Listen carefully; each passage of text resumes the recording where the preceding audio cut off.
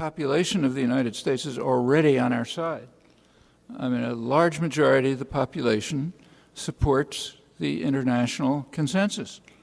There's high-level support for it, like in the bipartisan commission that I mentioned. All that's necessary is to organize the already existing support into an activist movement, and there have been plenty of them in the past, and they've succeeded, which will cause a change in the rejectionist commitments of the Obama administration, which has no fundamental interest in sustaining the illegal criminal occupation, and can just withdraw support for it, like stop funding the daily criminal activities in the West Bank and in Gaza. The Gaza, it's pretty serious. I mean, we can go into a lot of it. But the siege, I mean, you know about the destruction in Gaza, but there's a lot more going on, which never gets reported. So, for example, in the year 2000, British Petroleum Company, discovered a apparently pretty substantial natural gas field off in the territorial waters of Gaza. Well, of course, Israel wants to get its hands on it. And what's been happening since then, according to local activists, this includes the people who are involved in the Free Gaza Committee, the ones sending ships in to try to break the blockade. Israel has been driving fishermen out of Gazan territorial waters closer and closer to shore. Now, there's no official statement to that effect, and they don't warn them. They just start shooting at them with the gunboats, and then they get closer and closer into shore.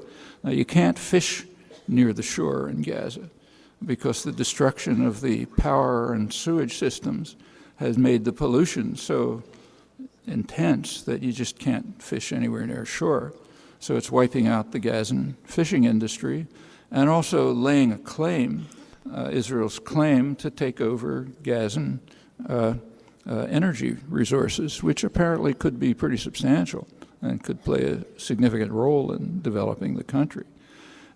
Israel right now, according to if you read the petroleum journals, the industry journals, is sending delegations to make a deal with British Gas to have the gas that's discovered and off the waters sent to Israel. Well, those are things we don't have to tolerate any more than we have to tolerate anything else that's going on. And I don't think it's a hard problem to deal with it. I mean, there are much harder problems, say global warming or ending the U.S. occupation of Afghanistan and bombing of Pakistan. Those are really harder problems because there you're running into fundamental state interests.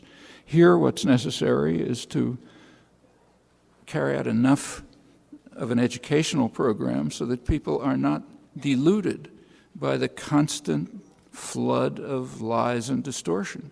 I mean, when people hear every day unremitting claims that, of course, Israel had a right to invade Gaza in self-defense, it's not very hard to explain to people that there's absolutely no basis for that.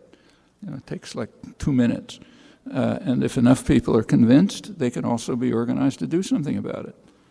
So among the many tasks that have been carried out over the years, this doesn't really seem to me like a very hard one, and we know how to do it. It requires organization and activism and educational efforts.